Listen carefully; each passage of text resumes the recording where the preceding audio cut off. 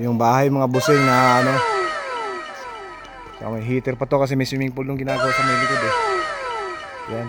Pasyal tayo dito sa loob mga busing. Ito mga busing.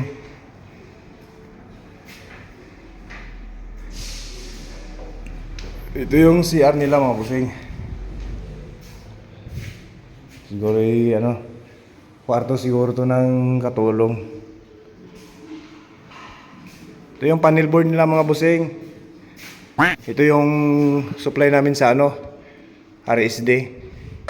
Punta yan dun sa may solar. RSD tapos solar panel. Lawak ng bahay na to. Laki.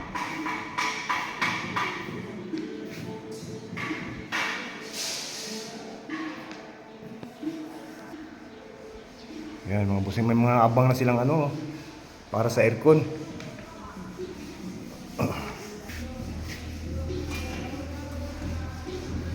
Yan yung inuhukay nila mga busing para sa swimming pool.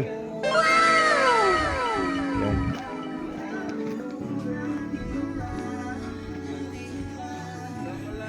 Mga busing, ito si Purman.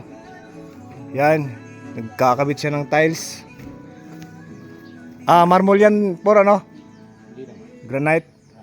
Granite pala mga busing. Yan.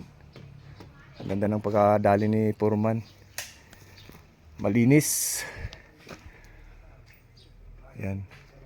Nandito na lang mga busing. Magandang hapon sa inyo.